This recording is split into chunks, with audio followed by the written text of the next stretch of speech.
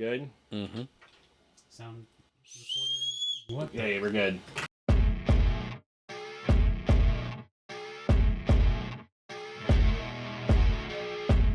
Take number 465. Take number 465. This is Zach, your host. We're happy to have you guys back. We have a great episode for you guys tonight. We have another first for us. This is going to be our first collaboration with another podcast. So I'm excited to have, well, first of all, our two regulars here. What up, Chris? Schmo 1, Schmo 2. And okay, then, that's fine. yeah.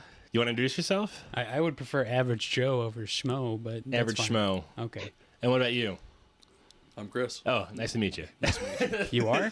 Oh. Yeah. So, like I said, I'm really excited about tonight. So, we're collaborating with another podcast. We have Gabe with us. Gabe, say hello. What's up? Gabe, what is the name of your podcast? You want to give a little? Yeah. Go ahead. I help run a podcast with my friend McKenna called Weekly Cinema, where rules are pretty self-explanatory. We talk about something new to do with movies every week, and yeah, excited to be on the Be Better Boys. Thank you This very is much. our first collaboration as well. Yeah. So, what was the last movie you've seen in theaters? Last movie I saw in theaters was, The Wild Robot. The Wild Robot. How'd you Yeah. like that one? Fantastic film. Yeah. Hands down, best animated feature of the year. Really? for sure. Are you? Is that okay? Okay. All right, Drew. You want to relay some questions for you? You want to take us down the rabbit hole? Okay. All right, so the first movie we're going to ask about is Alice in Wonderland. No. It's just because you said rabbit hole. I figured. Okay. So we have a little bit of an intro, so let's go a little bit deeper. You have a podcast where you review movies. Where does that come from? Give us a background on your professional history and, just a little rundown on that. Yeah. So I've been a long time fan of cinema and film and all that. I am an actor, newbie, but, still do dabble in some acting gigs now and then. Into filmmaking, love watching movies.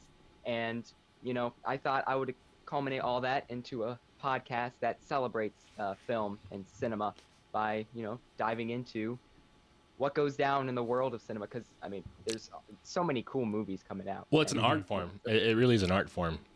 Absolutely, yeah, by far, yeah. Every frame a painting. Yeah, I agree. Mm-hmm. Can I? Sorry to go off what? So, what movie do you think would be like the best movie where you could pause it? You can learn something from acting.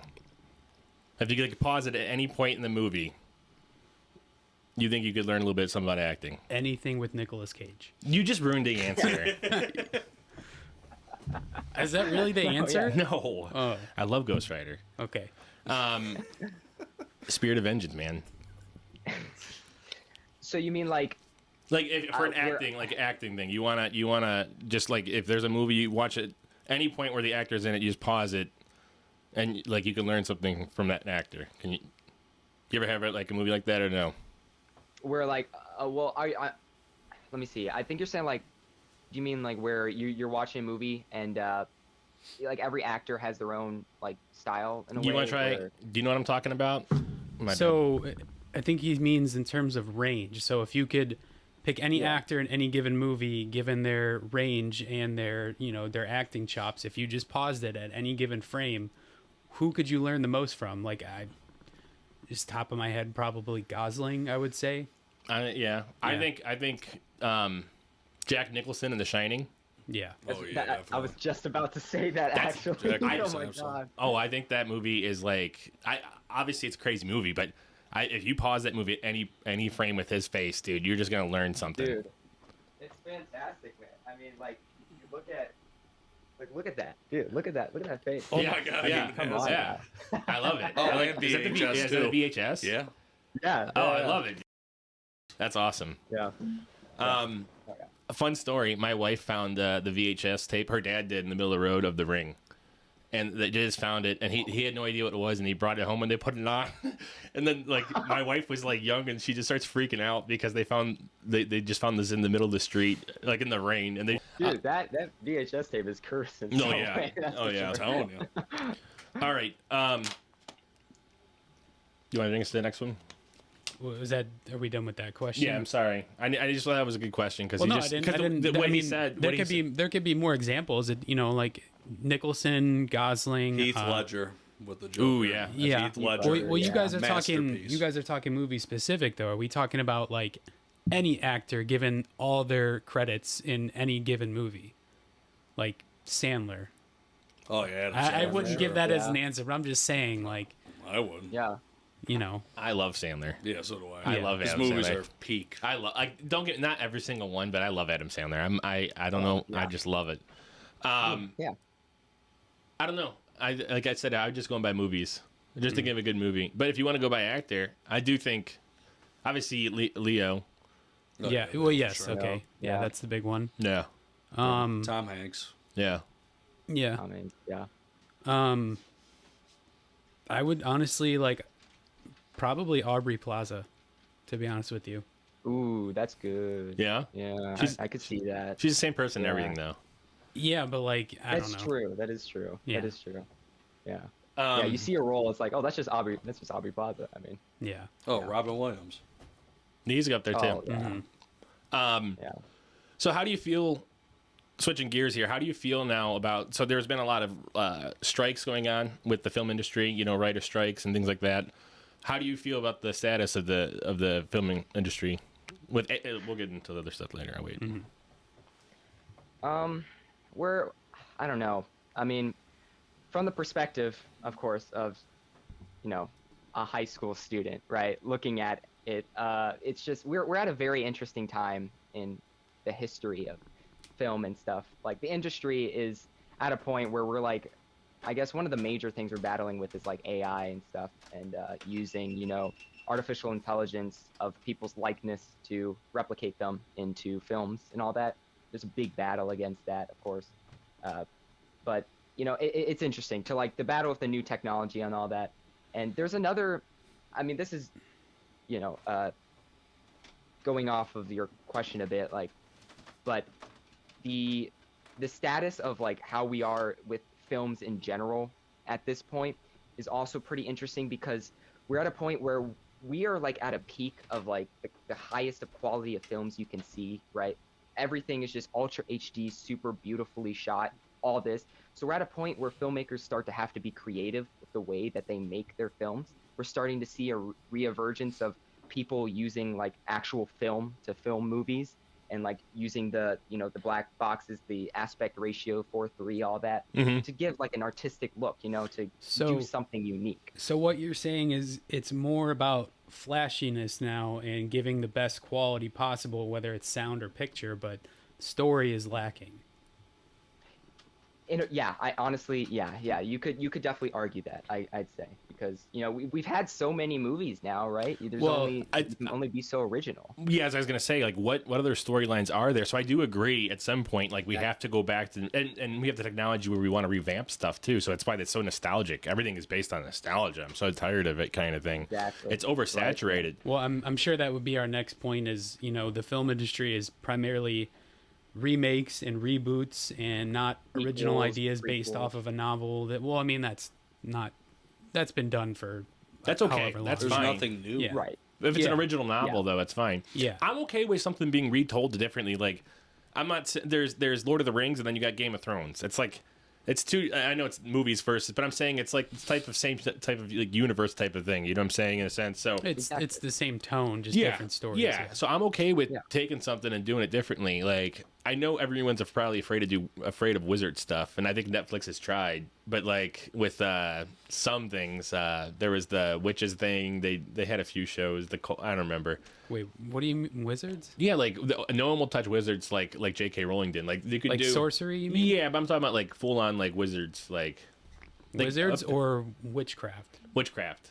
Well, Like that's about exactly- kids going to school maybe and learning Oh. about it, and then there's like maybe a groundskeeper, and he helps handles and Well, it's not. Dude, I'm lost. you don't know what I'm talking about. I don't even know what was that? Well, no, I get what you're saying though. I mean, it's like the same thing for like superheroes and stuff. Of right? course. There's so many superhero movies. Yeah. I Well, gotcha. so okay, Go ahead. Do you have? I thought you were No, going to say no. something. I was talking about Harry Potter. I was literally just talking about the plot of Harry Potter. Harry. You're All a right. wizard, Harry. Well, okay. Well, that's the big thing we should probably bring up is the superhero genre is incredibly overinflated. Incredibly. Oh yeah. Yes. And the streaming services have a lot to do with that because Marvel Studios was the first one to do the the Tide universe, and that was long before Netflix and Hulu, Max, whatever started picking things up. So I think streaming services, particularly Disney Plus shows, just kind of ran it way overboard. So Yeah. I don't know if you know this, but Disney, for their Marvel slate, because every year they release phase 5, 6, and they give you the slate of the movies and adjust them. They completely revamped their lineup and Keep going. they completely revamped it, and they've canceled a lot of movies and shows and kept a very select few, like the new Captain America, the Daredevil show. Hold on. The pizza guy's here. We gotta let him in. All right, go ahead. Oh, we gotta do this again. Yep. No, we don't. I gotcha. I did it anyway. Dedication. No, but you make good points. Like, I think a good way to describe it, right, is like we've had for so long. Marvel was doing this long streak of just pumping out superhero movie after superhero movie, and they're doing it the same way. And I think like we've come full circle to where people are now like actually. I mean, I'm not saying they never were, but people are starting again to really appreciate just a good movie. Like Deadpool and Wolverine, for example, absolutely killed it, both with the movie itself and at the box office. That's all right. Yeah. No, but like what I'm saying is like, again, we had like these movies that just they're pump them out, and Yeah. I don't really think they were focusing on like making like a movie that was like I don't know, that was meant for the critics, that was meant to be cinematically like appealing, right? They were meant to just continue a storyline, make this whole universe. And then I think at a point, like in the last couple of years, people were starting to get sick of that in a way. And that's when, they started trying new things. Of course, WandaVision and stuff, the Disney Plus and all that. Now, of course, that's also oversaturated a bit. But I also think they're getting so lazy to the point where they're just, if you look at it, it's literally the same characters over and over again. So they already had Captain America, and now they're making Captain America with Falcon. Then they already had Hawk. Now they have She-Hulk. Then they had Hawkeye. It's all lady versions for the most part. And then they have Hawk. Then they have She-Hulk or Hawkeye, and then they have the new Hawkeye. Then they also have Loki, female Loki. They also have the new Iron Man. It was the woman too. I heard they're talking about doing something like that, weren't they? I think one of the biggest issue is that they keep trying to put political agendas in these movies, and that's what's kind of killing them off as well. Because people aren't going to the movies to listen to politics. Yeah, and I think the one exception to the superhero genre has been The Boys, which I don't know if anyone else here has watched it. Invincible. I've seen We're it. watching it. Invincible too. Yeah. Invincible. Yeah. So, but The Boys has been the one exception, just because it's it's obviously what The Boys is, so Oh yeah. it's not like going to see the next MCU movie whatsoever. You get what you get. I heard they're back in town. Uh, All right, go ahead. I'm sorry. I'm gonna put that song in post. So Okay. I lost my train of thought. Politics and movies. Yeah. So The Boys, you want to talk about incorporating a political agenda? It's heavy in the newest season of The Boys. It is. Yeah, completely. It's completely obvious. To the point where like I didn't even care about the finale or anything. I'm like, just stop doing this. You know what I mean? It had good moments. I still but- thought it was funny. Yeah, to it be was a honest. good season, but still, like, cut that out. Well, I want to tie things kind of all together real quick. Some things we talked about, though. I do think so. It has to go with nostalgia. It has to go with streaming, and it has to go with political agenda. Star Wars. Okay. Oh, my poor Star Wars. The Acolyte and all this, it instantly gets canceled now. You're saying this over and over again because the people are just sick of it. They're just sick of trying to be told things that, they're things shoved down their throat. They're just getting tired of it. And it's more about trying to teach someone a lesson just instead of trying to entertain Not people. to mention they ruined canon with that series, too. What do you mean? They've done that several They had times. a character in that series that wasn't even supposed to be in there at that time. Yeah. So, but with that though, it's getting to a point. I think streaming is also a big thing. I really want to break down more with you guys, and you especially. I think streaming is what's really changed more than anything. Is it changed the landscape of filmmaking and movies. I do think people are seeing a decline in the quality of movies the last few years. I do think we're kind of on the up a little bit with some things. Even some stuff that was nostalgic, like Mario, Detective Pikachu. Those things I think were good. New guy with that was a good. Like these are like newer stuff. Free Guy. A Free Guy. New Guy's another good movie though. Yeah, it is. But I do think that the streaming platform has really just barricade or came in like a wrecking ball.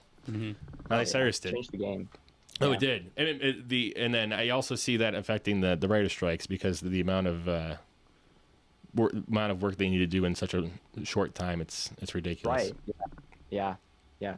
It's crazy. What do you think out of everything that we talked? Like I just kind of mentioned, do you think is the biggest problem for the film industry? Do you think it's streaming? Do you think it's the nostalgic? Do you think it's how quick they turn everything over? Well, I mean, I think you made great points with the each in their own way, they have their own arguments. Yeah, they all tie in together with the decline of just the streaming services. Yeah, that's very true. How they just are all about constantly pumping out stuff and just like these really tight turnarounds. I'm gonna pull out a really niche example here, but there's a show called Uzumaki. Uzumaki's based off. I'm going on a limb, so bear with me. But Uzumaki, it's a show on HBO Max now. It's based off of this manga series, right? And it's all animated and stuff. There was a big deal with like fans of the original manga because they adapted this into a show. The first episode was animated like amazingly, but then the second episode completely derailed and dropped in quality. And you go online, you look into like why was this? Why did it completely drop? And like the director has been out there saying like these streaming services gave me no time. They had these tight limitations and stuff. We either had to cut the project or had to completely like change how the second episode was because just unfortunately they give you impossible expectations and budget cuts. Well, I know it also goes like they outbid each other, like underbid each other like crazy and that's what a lot of the CGI. I think there was the one that did the Flash. One of the guys that actually did the visual effects came out and talked about like the effects were terrible because I know this because I did it. He's like, but if you guys understood the constraints they put on us and the time limits, it's unbelievable. And it's and then he talks about the whole thing about them underbidding each other, and it's just like you have to do it because they'll just go to the next studio. So it's so cutthroat. Yeah. Mm-hmm, so I just see tremendous loss in every aspect that we're talking about because nostalgia, you're not giving anybody, writers, particularly writers, you're not giving anyone a chance to get new ideas out there. You just want to bank off of whatever's been done and get a cash grab out of it. What was the other one again? Nostalgia and streaming. Streaming, you are losing quality over... You're losing quality in the production itself, like we just mentioned. Because of quantity, because of how quick people want it, and the consumption of it. Yes. But you're also, you're losing profit with the cinemas because people are not going to be as reluctant to go see everything as if you're putting out something like Deadpool and Wolverine, versus like the one that you saw. What was it called again? The robot. The Wild Robot. Yeah. Mm-hmm. Which one are you more reluctant to see because you know it? You know what I mean? Like everyone's so used to these, and they know that it's going to be put on a streaming service later on, so they're not going to bother wasting. Everybody does that nowadays. Yeah, there was a Transformers movie that was just released, and people were like going online praising it, like, what the heck? This movie was actually incredibly well made. And it was like it took like $20 million to make, and it only got like $40 million at the box office. And everyone was like, "Oh, it's because nobody wants to take the time to go to theaters to see that. It's just another Transformers movie, Yeah, that one in particular, I think the problem was they were right on track with, speaking as a Transformers fan, making a movie. No, every single Transformers. They were right. DoorDash. That should be a great Transformers name. DoorDash should be a great Transformers name. And then he transforms DoorDash. into a DoorDash driver. Like, that's perfect. Like, that's perfect. Genius. Transforms Yeah. into You're a welcome. Tesla or You're something. welcome. Go ahead. All right. They were in the right to make a movie all on Cybertron. Transformers 1. It was amazing. Yes. So they were in the right to make a movie about them, like all about them being on Cybertron, which people have talked about for years. They made a mistake making it animated and putting it in theaters. That's true. That would have been like a Amazon Prime original. That would have been fine. But if you're gonna do that and put it in theaters, it's got to be live action, or else you're not gonna get the same. Yeah, like how Outcome. Michael Bay did it. I I didn't think concur. of that. That's true. That's true. Too Indubitably. scared to try something new. Yeah. I agree with it. I do agree with you. That's a very good, valid point. And I do agree. If it was a Prime type of movie, and that type of animation, it would have been great on Amazon Prime. Yeah. So, Um. go ahead. So, okay, straying away from that a little bit based on your own personal experiences, as an actor and a director being in front and behind the camera, what do you think is more fulfilling and serves more purpose and has more value to an individual? Ooh, okay. So to an individual, to the person doing it, or like the consumer, like the person watching it. Both. Both. Oh, okay. All right. Well, let's see. Well, I think you know the answer I'm going to give for the people doing it. Both of them, in their own rights, are just as important to the entire process as the other. Now, of course, depending on the production, one could have way more significance than the other. I think most of the time, if that were to happen, behind the camera, everyone working behind the scenes is like way more, integral to like the way that the movie turns out, right? Because the actor, you can always have a multitude of different actors or actresses in front of the camera. Behind the camera, if you change one person, just one, the entire product might be slightly different. So, of course, depending on the production, if I were to say, gotta love the people behind the camera. Of course, they are the people making the movie in the first place. But actors and actresses in their own way, they're the ones who are portraying the character, the script. They're bringing it to life. I mean, that's a pretty important role as well. Yep. It is fun to think about, like, if you have a movie, like, what other actor would you put in there and how different would it be? Just Right, thinking yeah, about that that's is a good, yeah. it's just a fun thought exercise. Yeah. Yeah, and I mean, a good way to think about it would be like the sports industry, because you look at the players who would be the actors and actresses. They're on, the face of the franchise, but no one thinks about who runs the organization and makes everything happen. The NFL scripted. Exactly. Well, okay, that's the is. NFL. Well, you said sports. Not the MLB, though. We're in the playoffs. Yeah. All right. Shoot. So, yeah, that's a good way to... You said it pretty accurate, because no one wants to think about the guys. Because I've read something once, and there was a specific production of a high-budget movie, like an award winner, and it was like, you look at the number of actors, and it's like in the below 100, whatever, and then you look at the crew, and it's like 500. You know what I mean? And that's crazy that there's that many jobs and that would go into that, but no one wants to think about that. So I guess what I'm trying to articulate is, anyone thinking about going into the industry with high hopes, you need to start somewhere, particularly a PA, which is a production assistant, or a gaffer. I don't know if you've learned about that yet. Oh yeah. Or Yeah. podcaster. Yeah, we'll get to that in a minute. Right.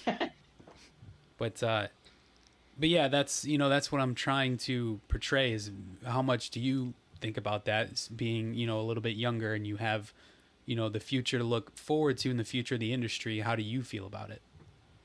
Right. Yeah. I mean, looking into the future, of course, I'm definitely hoping that it only gets better from here, right? Because it's so uncertain. You never know. I mean, let me ask, like 30, 20, even 10 years ago, did you think that film would be where it is now? Like at that time, did you think it'd be at the level? It's insane. I agree. How much it advances.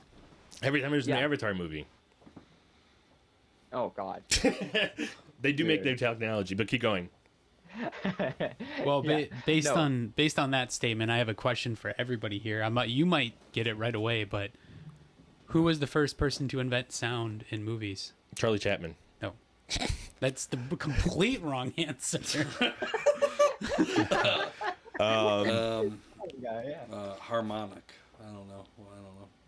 Someone made a device that was able to produce sound, and that was Oh, it was RF recorder. no. What was it? I'm gonna be honest. I have no It's a idea. person. I'm trying to who Thomas made it? Edison. But it was actually, I think he He stole. totally guessed that. No, it's not. I know he made the microphone. Mm-hmm. I did know that. But he contributed to sound in movies. Yeah. Yeah. Interesting. Thank you. I was. I The was more talking, you know. I was talking to the microphone. The more you know. If you ever hold on, just Wait, real quick. let me. Okay, go ahead. I'm just gonna say, if you ever look up the original recording of, believe it's called a sonograph, something like that. Does it just sound like a fart? Dude, Yeah. it just sounds like the creepiest thing you've ever heard. With that, I did want. Didn't they record instruments though before that? Technically on On vinyl? yeah. Yeah, records. Yeah, but Thomas Edison's invention is what, like, you combine it with the film strip and you get movies. That's how we got sound Yeah, but in I don't movies. understand why they didn't do that. And just I'm not going to go into it. But you're saying they can record it differently. It's not going to be. It's just recorded differently. You can record it in real time as you're filming. That's why it was so profound. And play it back in the movie theater while you're watching it, which can't be done with a vinyl. No, I understand. History lessons with Drew. So we were talking about the hope. What do you think we could do to fix it? So I know we want to hope for, but what do you think? What steps can we take to actually make that future happen? Well, less streaming services, please. Yeah, I agree. God, I'm so sick of paying for, like, I mean, of course I don't pay for it, but still, like, so many streaming services out there. It's just, oh God. Yeah, I agree. It's too much. Needs to be condensed. Well, Yeah. that's It honestly just became cable again. It's literally just like cable. It just Exactly, yeah. it was supposed to be the alternative to cable to make it more luxurious, and now it's just became. It's the same thing. Well, it's like Disney is monopolizing everything. They own Hulu, and if you've ever noticed, the same content on Hulu is on Disney Plus and vice versa. So why have two different apps? That makes no sense. To make more money. Yeah, I was gonna say. So I used to work for Pizza, and they would. I was talking to a guy, and DoorDash. Speaking of DoorDash, they were talking about how they're still on DoorDash, and they go through DoorDash delivery guys. I'm like, why would you guys do that? He's like, because we're gonna miss out on the money. He's like, our drivers are not gonna get paid, but Mark. So it's the same kind of concept, you know. I mean, be on both platforms, and then Yeah. so they have Yeah. to. More exposure, the better. Yeah. No press is bad press. Yeah. So here's a question. Chris, I know you'll chime in, but Zach, take your headphones off. Oh my gosh, I gotta go. Why? Oh so, wait. Oh, is it? well, you don't have to leave No, I the gotta room. We're gonna keep it spoiler free. Okay. Why was Deadpool and Wolverine so successful? Besides the names. Zero politics. That okay.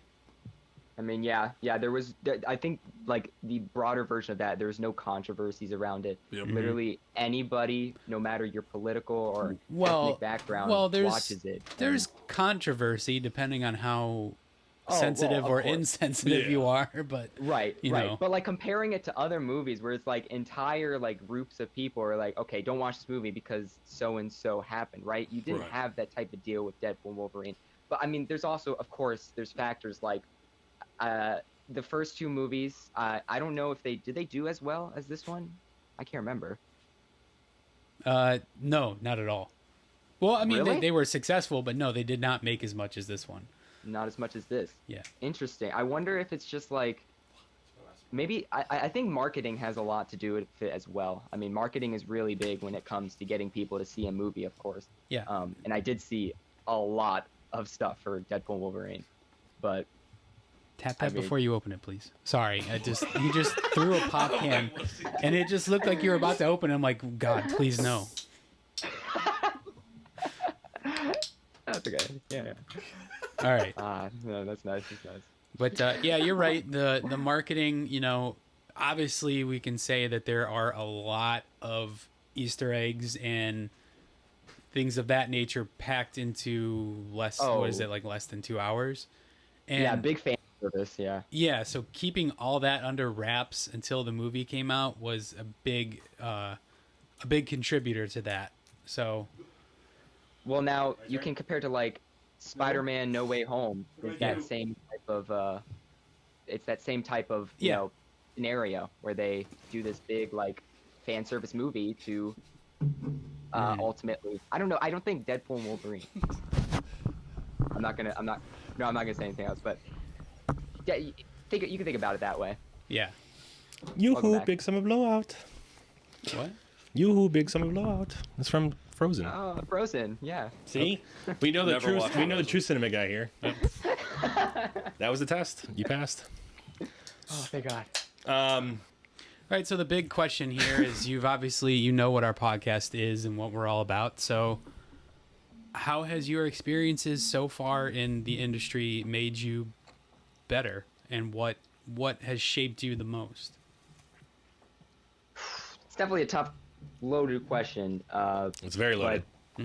Yeah, to give I guess a brief answer is, once I found that I was really interested in everything to do with film and filmmaking, I really feel like I found my calling, right? Because I feel like everyone definitely needs a purpose, something that in life, something that they do, something that they, strive to be or whatever it is, right? I feel like to have a happy and fulfilling life, everybody has to have that one thing that they know true to their heart that is like, okay, this is what I'm here to do. This is what I'm here for. And I feel like film is just something, this whole world of filmmaking is something that I just connect so deeply with. And it's like, I can explore myself and my true, I don't know, how would I say this? Like my true Calling. calling. Yeah. Yeah. Yeah, exactly. Yeah. It just makes it feels like, growing up, I was trying to figure out like, okay, what's the thing I know for? All my friends were doing sports and stuff. I don't do any sports. And they're like in all these different clubs or whatever. They feel like they found their thing. And as soon as I found this, I'm like, I was relieved. It's like a weight was taken off my shoulders. It's like, okay, I feel like this is what I'm happy about, and this is what I want to do for the rest of my life if I can possibly do it. But I like that. That's Strong- awesome. Strong take. It's nice. Well, it's nice to know what you want to do. I don't think a lot of people. That's actually a nice thing about our podcast is we like to see people that know what they like to do and they have a name for it. And it's just nice to see someone that has that goal minded, like that goal, orientation Yeah. towards something nice. So Well, I was waiting. He said the P word. He just opened up Pandora's box. Purpose. Pandora's box. Yeah. that's why I think I just did what I did. I was waiting for you. Well, I just was doing what I did. Oh, all right. I was knock knock. Segue. Let's go. Okay. Let me see here. What are we doing? How often do you do your podcast? Weekly. Do you do weekly? Yeah. That was a check. That was a test. No, but no, it's fair. It's a fair question though, because you think in our name, Weekly Cinema, we do it weekly, but we just had like a 2-week break and we did not address it at all. We came back like, okay, yeah, nothing happened. No, I just like the pause. I like the pause. Well, I- yeah. I mean, weekly. You, Well, I say it's commitment though. yeah, Yeah. yeah, Consistency think- is what's going to help you grow. yeah. We're really good. yeah. I mean, at this point, you guys are still in school. There's no way you guys can treat it like a 9 to 5 and do it every single week. You guys have Well, extra. we got the weekends. Well, Weekends, man. Well- When you're a kid, that's like infinite time. We literally do it during our lunch period. That's when we film our episodes. oh, Oh, do you? Yeah, So in, how- in between math class and history class, we film a. How long? How long you guys been doing it now? This is, we started last year, so we did the end of our last year, which was sophomore year. We did during the summer, and then we're doing junior year now. Okay, that's awesome. What have you acted in? What have I acted in? Well, unfortunately, no roles yet. I've been in a few commercials. Okay. Hot Pockets, Myers, and what is it, Dick's Sporting Goods. But then movies, I did, and this is a fun world that I think would be fun to look into for a second, of background actors, because like when you're watching a movie, right, there's that whole other layer of background actors where these are actual people that they hired as well. It's not like they just went on the I mean, for the most part, some movies do it, but for the most part, it's people that they hire an actual crowd to gather, and that's the only times I've really been on a movie set is the background act. I was on Noah Baumbach's film, White Noise, and then and then the other one that filmed Shooting Stars. And it's so cool because if you're into film, like you were saying, like to get into it, do like production assistant and all that. But another good way is background acting. Like it's actually a really great source of income too if you can consistently find movie sets near you. But yeah, it's really cool. Well, I know we're kind of going back out, but going back in. One thing I did see about was with the AI though was the background extras where they're trying to actually just literally copy someone's face, and then they were going to use it for multiple films for whatever they wanted for background extras, and they'll get paid once. How do you feel about that? Have you heard about this at all? I have, yeah. This was I saw a couple of videos too of them like demonstrating how that works, and it's just, I personally think it's sad. Like I know there's a whole war with AI, right? And I personally am with the opinion that I don't like AI, but I do like AI when it's like, of course, utilized in the ways that it can help, right? In terms of like medical field or like, I don't know, ways that humans in the first place wasn't really like integral to the part of it. I feel like for creativity's sake, yeah, for the art and everything, like for like acting and, people, when people come into play, I think that's the big part. I just don't think AI has a place there, right? There's just something about having actual humans that just you can't beat, right? It's the human spirit. Right? I agree. Human spirit. I agree. Yeah.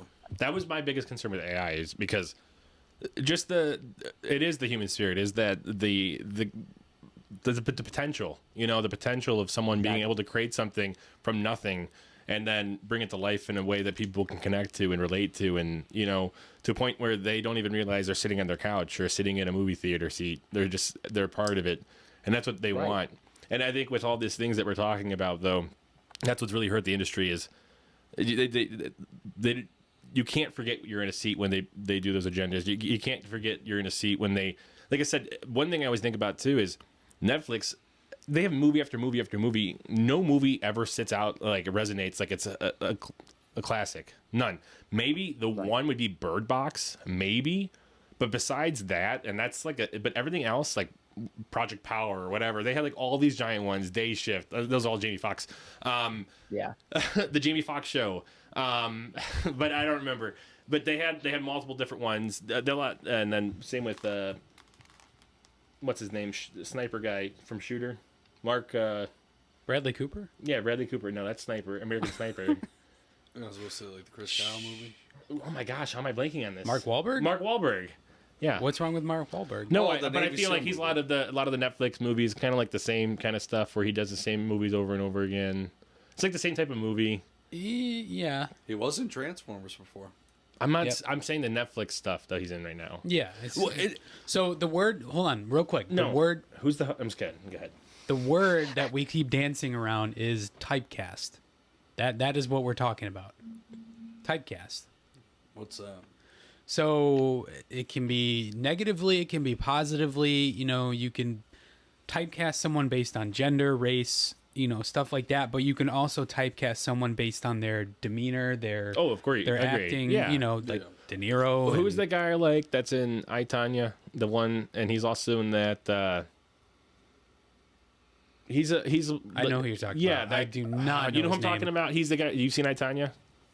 He would. Do you know the security guard? The guy that's like he's like Dwight Schrute pretty much in that movie, and he's like, that guy. He's a phenomenal. If you look at all his acting stuff, he's a phenomenal actor. He's Richard Jewell, the Clint Eastwood movie, right? That's what that's who you're talking about. I think he was in that too. Yeah, was it the bomber one? Yeah, and he was in Cobra Kai as well. Yeah. He's in Cobra Kai. Stingray was his name. I think he's an amazing actor. Yeah. Paul Walter Hauser. Yeah. Yeah. Yes. I think he's one of those the typecast you're talking about. I think that he's one of those he's that nervous guy, but the way he talks, his voice.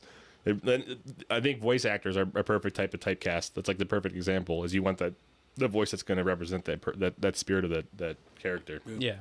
Speaking of The Office, I'd say Steve Carell as well. I mean, he does have range, like when it comes to like he does like serious roles and stuff. But in his comedies, you can notice like similarities between. I just always see Michael Scott whenever I see him. You know what's funny is Michael Scott would be another one of my ones where you could pause the frame with his face. And you could learn something from acting. I do think that. Yeah. But he's a very particular type of. I don't think he has as much range as Jack Nicholson, though. Obviously. Right. Yeah. But I do love Michael. I think he was perfect for that role, obviously, just because he embodied that character amazing.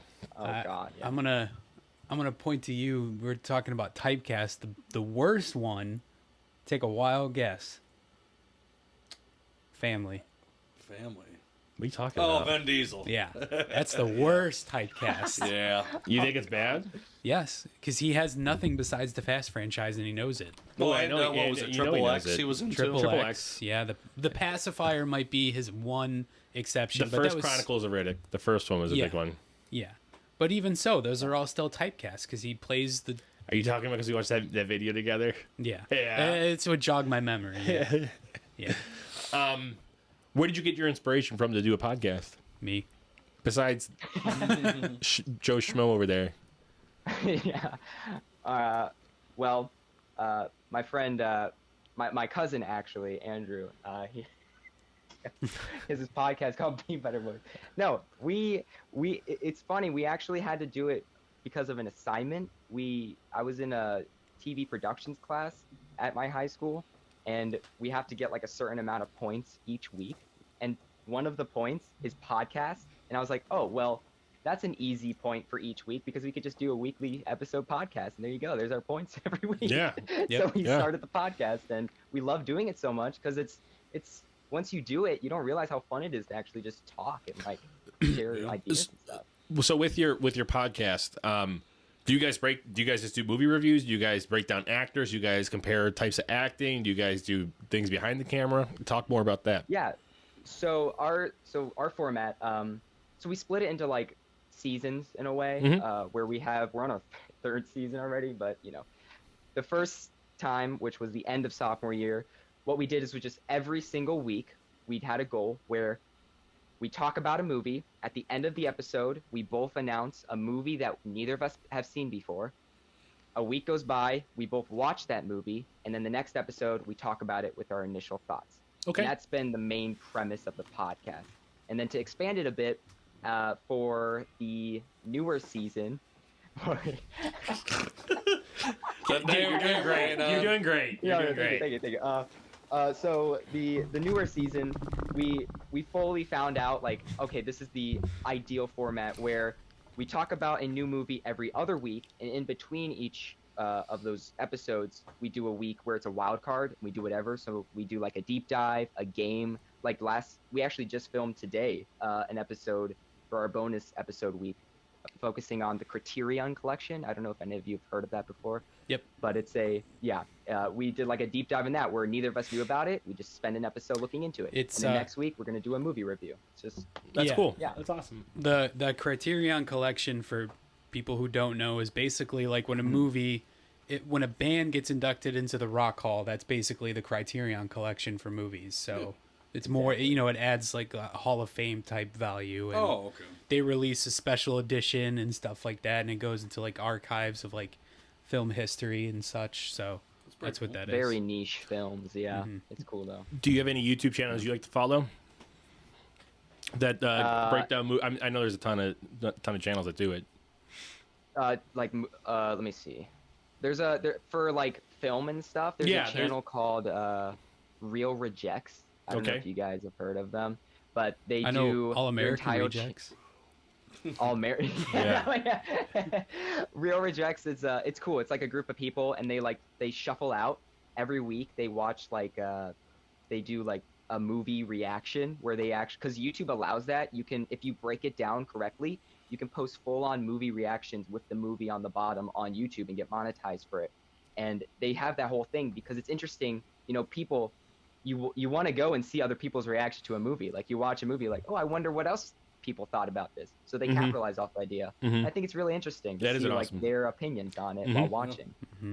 I'm not gonna lie. Like the more time I spend on YouTube, like I've talked about previously how much sometimes I agree and disagree with influencers, and some of their content I think is just really unnecessary, especially like when they do unboxing videos and stupid crap like that. It's like brain rot. Yeah, but I do find myself watching a lot of reactions, and I can't put a picture, like I can't put my finger on it. Like, why do I watch so much of this person or multiple people talking about a movie or trailers or stuff like that? Right.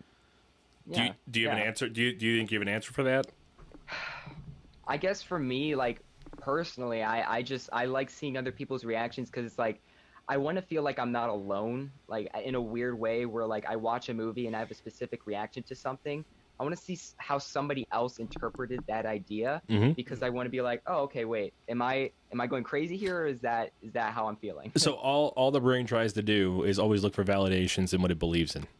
That's literally what your brain constantly does. So if you feel something about something, you want to make sure everyone else feels the same way you do.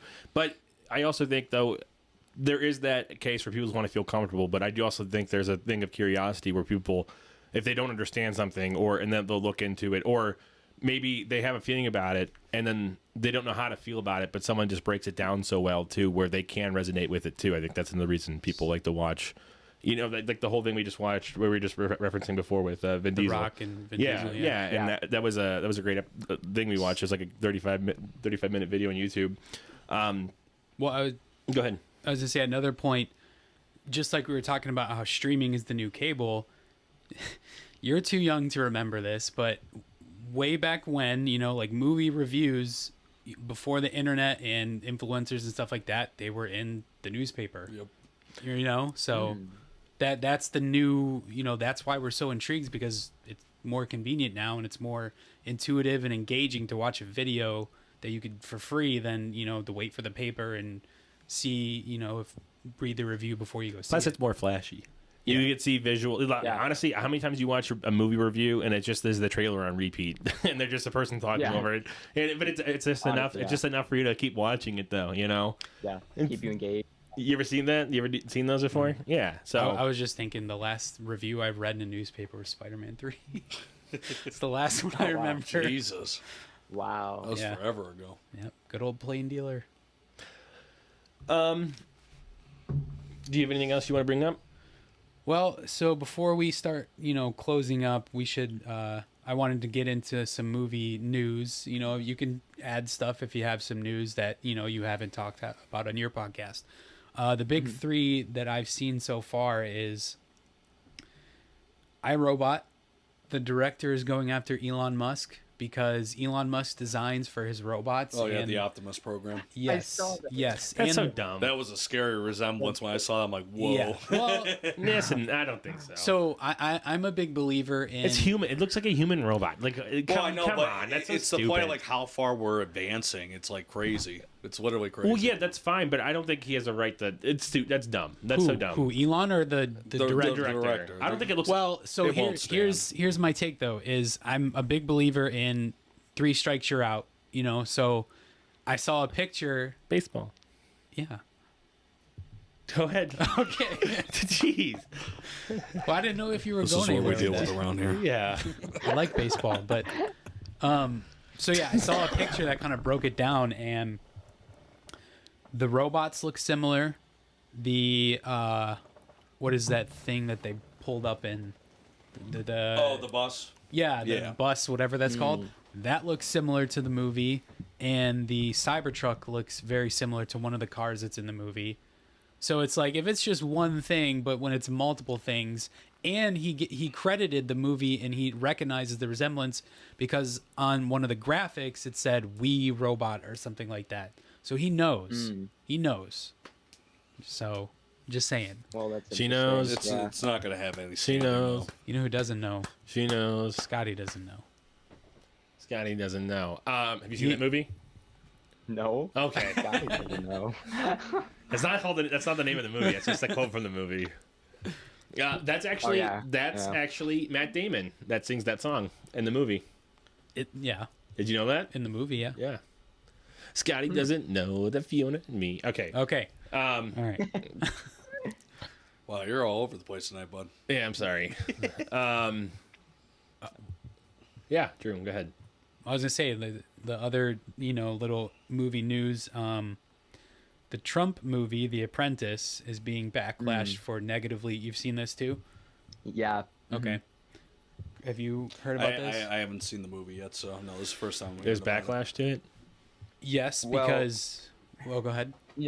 No, you go ahead. Go ahead. Well, there's backlash because of how it's portraying Trump, and it's Right. not portraying him in a very positive manner.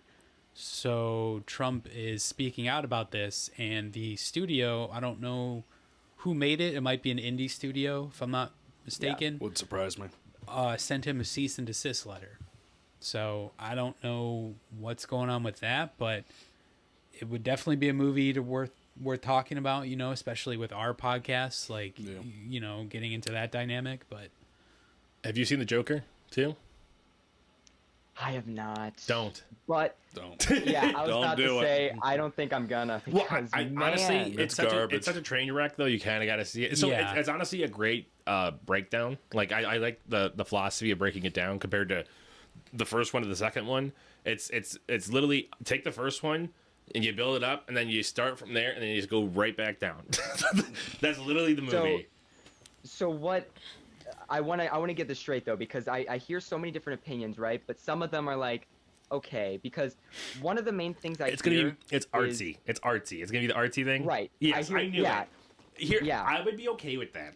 I would be okay with that if it was consistently like going with the movie. But there was just so much of it that had nothing to do with the movie. There was like a lot of the songs and everything had nothing to do with. Now the first song they did, I was like, that's perfect. That's a great song. I can see it. I literally remember in the theater when I'm sitting there, I go, oh, what was the song? I got someone that loves me, or that was the song.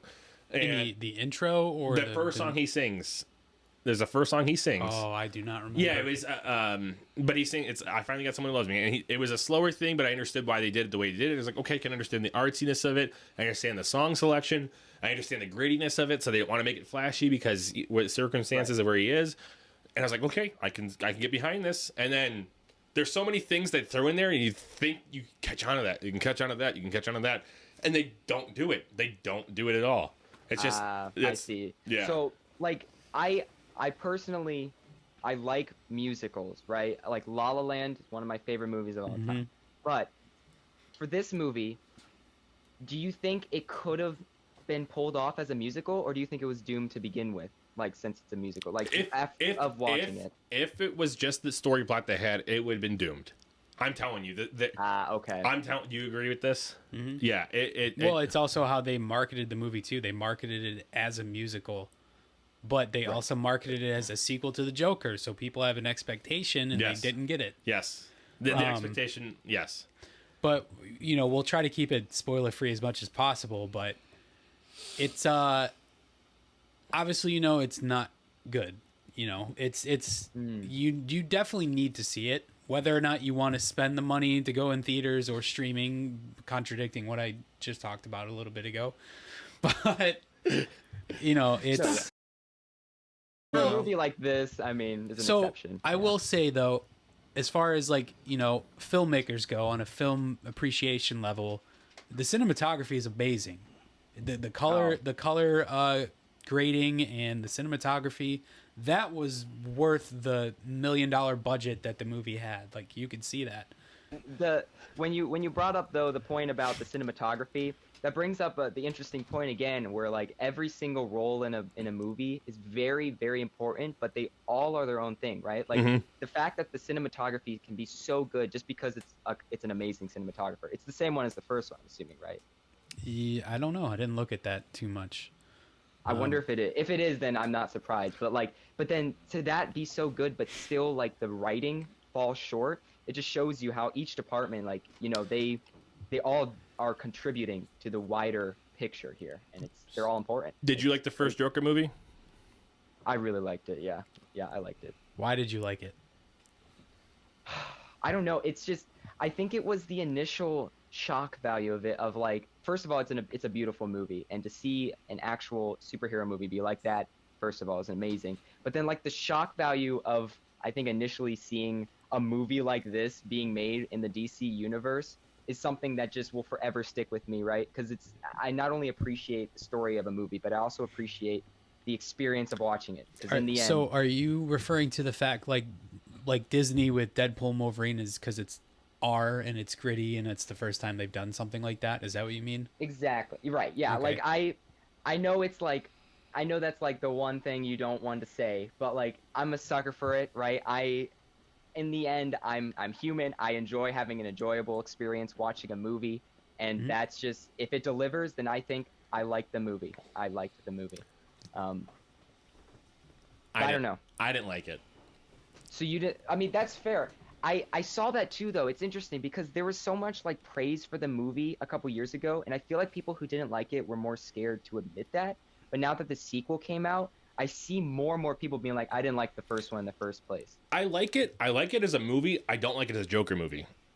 Does that make sense? Oh, see, that's a different. Okay, so that's fair. That's a different argument. So it's not that it's a bad. I think like, I agree with everything you're saying. It is a beautiful movie. Yeah. The way they captured the grittiness in a artistic way, it was very well done. Right. Kind of like Mad Max in a sense. It's just like, you know.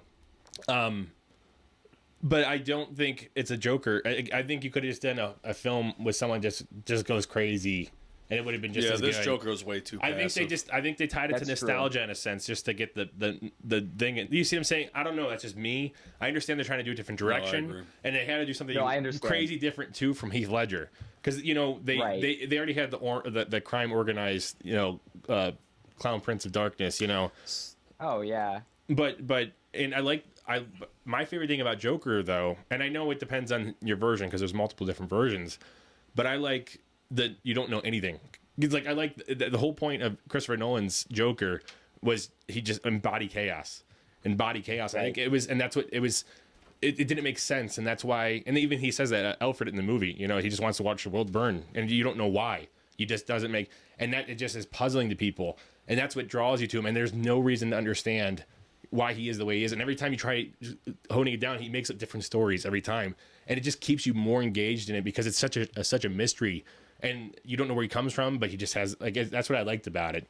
Now, I can also see having the bias carrying it over from Heath Ledger's because I loved Heath Ledger's, but I just didn't feel like there was a Joker movie. I didn't really feel like it was a Joker movie with I don't know. Well, you brought up a great point though, because like I say that the Joker movie is a great movie, right? And I say it's like one of my favorite DC movies, but when you say like a favorite Joker movie or a favorite like Batman movie or whatever, I find myself saying the Christopher Nolan trilogy more than the Joker movie, even though ironically enough, I say that's one of my favorites. Because you're right, that embodies the spirit of the actual Batman and Joker way better. Like Heath Ledger will forever be my favorite Joker. Yes, yes. Do you think that the success of the first Joker really pivoted the Batman movie? Oh yeah, like the yeah. I don't know, honestly. That's a good question. I think it definitely, because they went more gritty and dark, and right, yeah, with Robert Pattinson. Well, they also made Joker really plain in a sense. He's a very plain person. He's you know. I think they made Batman very plain in this movie. Like like his gadgets weren't that good in the newer Batman. Things like that. I know they're trying to make him like clumsy and stuff, but he's starting off. I know there's like an artistic choice too. You're right. I could see like an artistic, minimalistic type take on it. It's interesting. Yeah. So the thing about that though, and I've mentioned to you this before, is that Batman movie like once again though, that's not a Batman movie. That's not a Batman movie. It's a detective movie, and they just have Batman. It's the same as a Joker. That's why it feels like the same feeling. Okay, I'm gonna put a pin in my points before I will say though, that Batman movie, seeing all the set photos and then the trailers and stuff like that, like you said, it's an artistic choice. I had no idea that movie was in present day. I had no idea. I definitely thought it was 80s or 90s time setting. Oh, Look, the Batman, the new yeah. one. Yeah, Look at it. Like, you know what I mean? Like, look at the way everything's portrayed. And, like, honestly, watching the movie, I still had no idea until the Riddler pulled out his cell phone. I'm like, what? Like, this is present day? You know? So that just shows how simplistic it is, yeah. though. Well, I mean, that Right. could be a good thing because we haven't seen a simplistic Batman. But it's not Batman. Batman's not supposed to be simple. He's supposed to have every gadget and get his way out of everything. That's like... Okay, but you also said it's a detective movie, and we've never really So seen then it's not, that. don't make Batman. Batman is the world's greatest detective. That's his thing but in the he's- comics. Do you watch him for his detective stuff, or do you watch him for throwing batarangs and beating guys up? Both. No, but you like I want you to drive the Batmobile. Yeah, the gadgets, the bat. the Am I right Batmobile. though? There's a Especially reason the why. Dark Knight one. There's That a one reason was- why the Batmobile is so iconic, and the Batwing, Right. and then like even the light in the sky. How it was advanced for everyone to see it, and it was like a big thing back in the day. Like it was always about the gadgets. I feel like with like Batman is because that's the money. He had the money to do it. So Yeah, that's where you need just that balance in between, just Yeah. that perfect between the stylistic but still true to the original source material to make the perfect. yeah, I agree. Well, I just wanted to say my whole point. No, we got you're talking about Joker. Back to Joker 2. Okay. Okay, yeah. And Chris, you've seen the movie. We won't spoil anything, so chime in if you feel like it.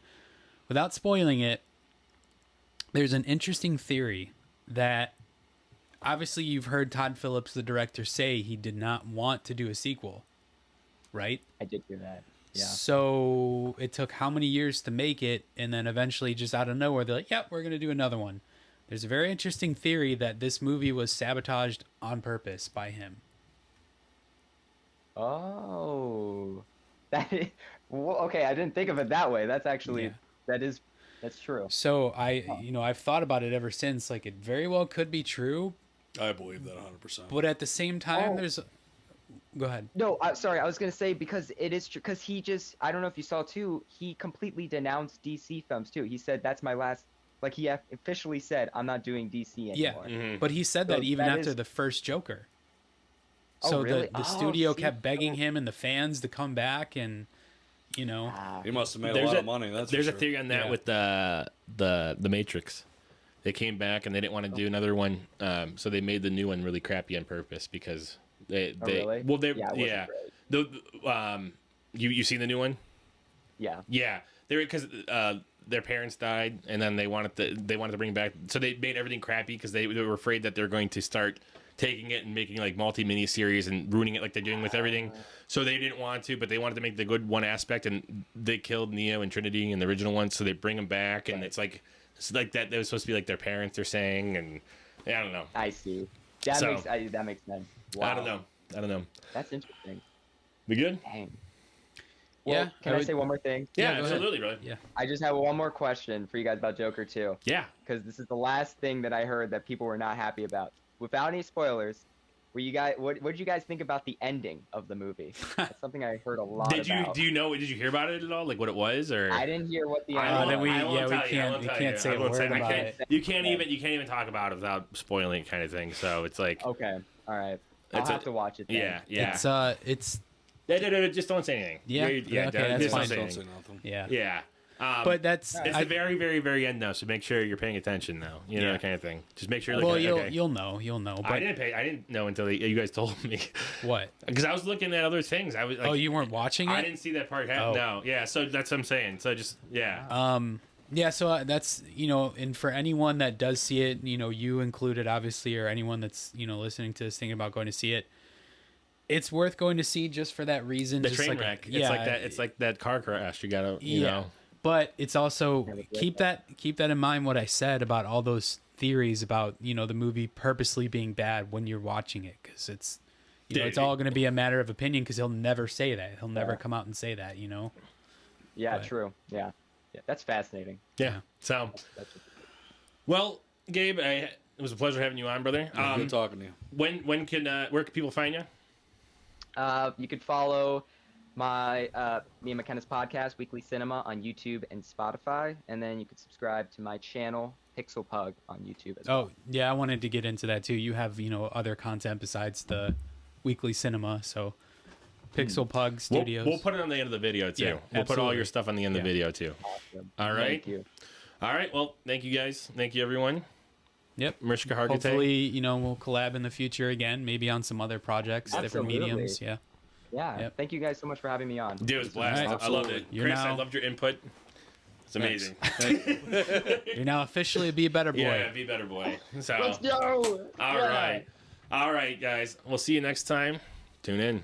Later. Adios. Love you, boys. See ya.